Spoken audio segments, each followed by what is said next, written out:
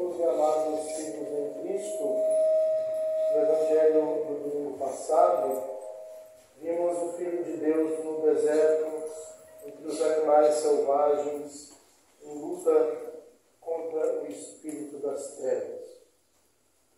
Hoje o Evangelho já nos mostra Nosso Senhor num monte muito alto, com os 3 apóstolos prediletos, Pedro, que seria o primeiro chefe visível da igreja, João, o discípulo que Nosso Senhor mais amava, Tiago, que seria o primeiro apóstolo a morrer mártir.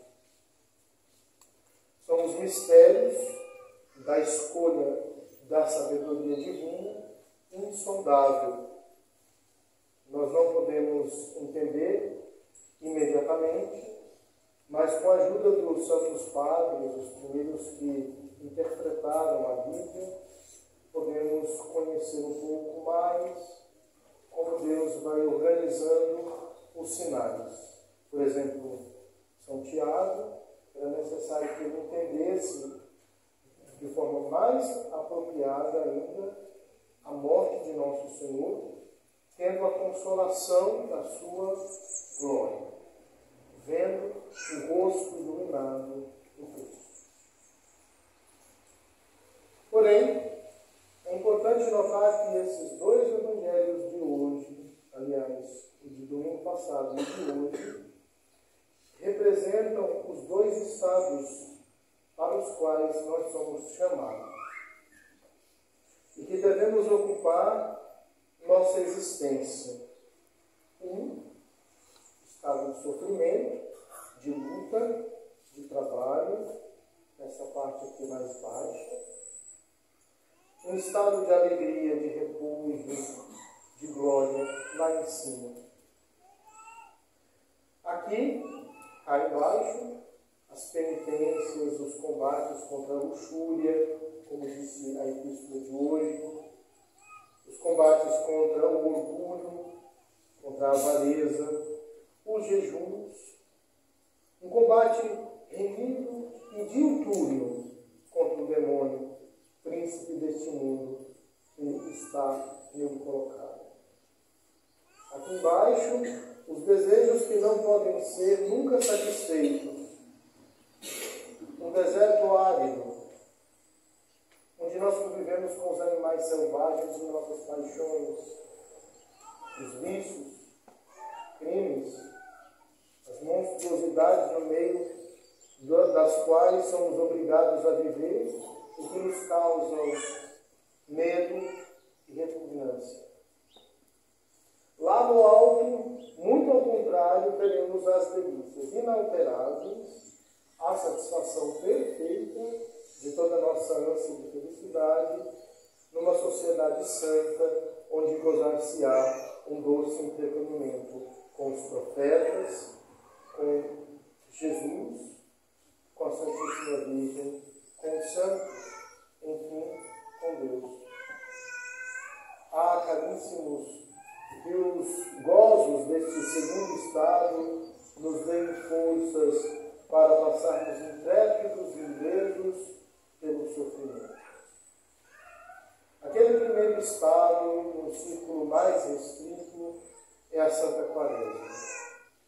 Os nossos jejuns, as abstinências, as orações, os santos ofícios aos quais a Santa Igreja nos convida durante este tempo, as lutas às quais nos exorta contra nós mesmos, contra nossas más inclinações, contra o amor dos prazeres, contra nossos hábitos viciosos, contra tudo aquilo que é mostrado por São João Evangelista, o orgulho da vida, a concupiscência dos olhos e a concupiscência da carne.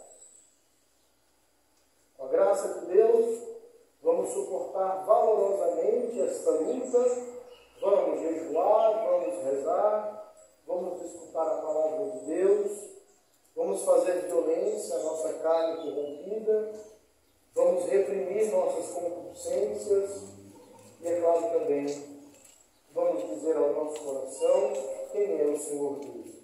Vamos domar nosso coração.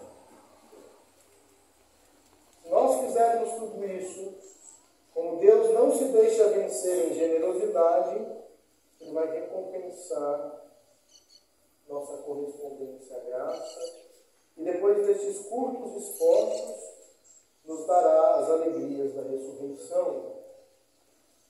Daqui pouco menos de 30 dias, vamos ser recompensados com as festas pascais, as luzes, as flores, o canto.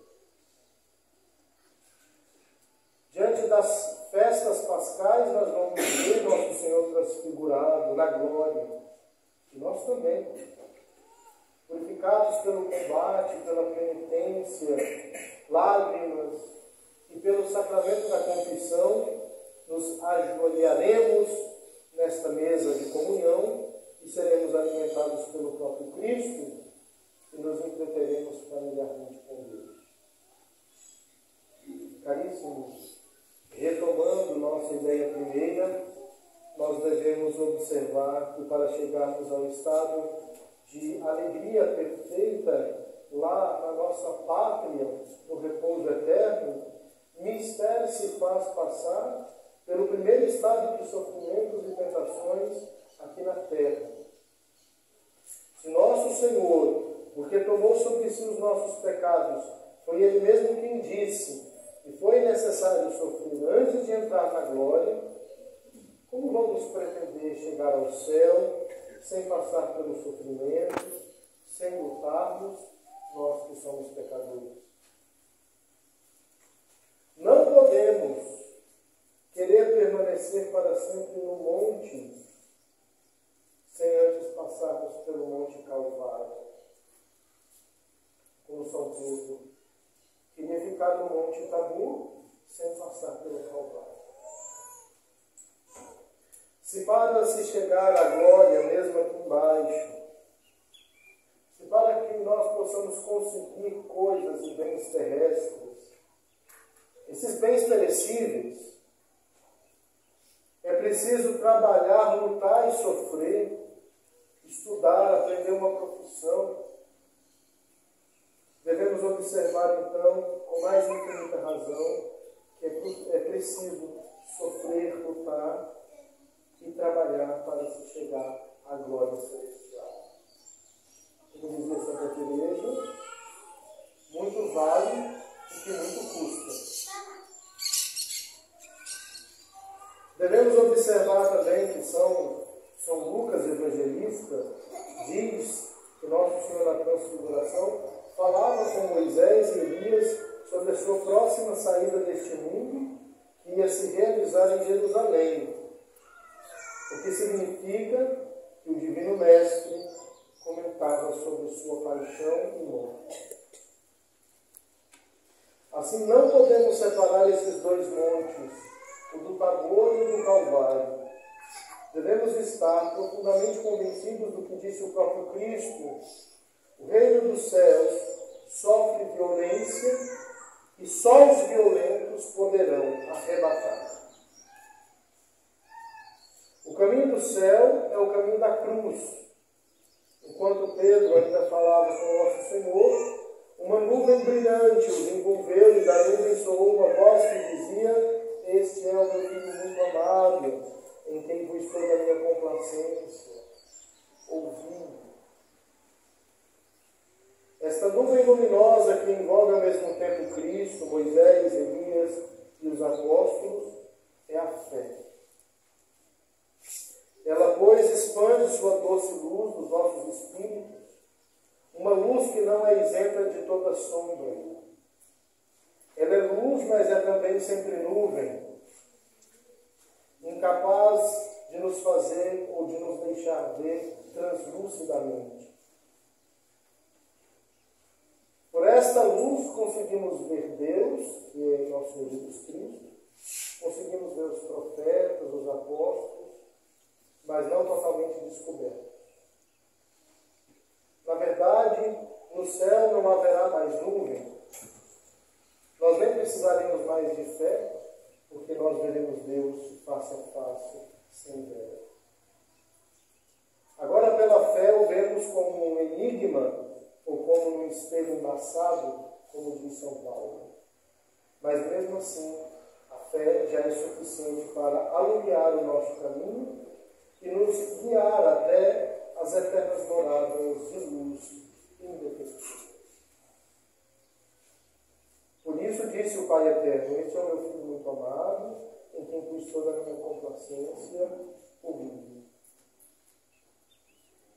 Deus não poderia dar seu Filho aos homens como mestre de uma maneira mais brilhante e solene.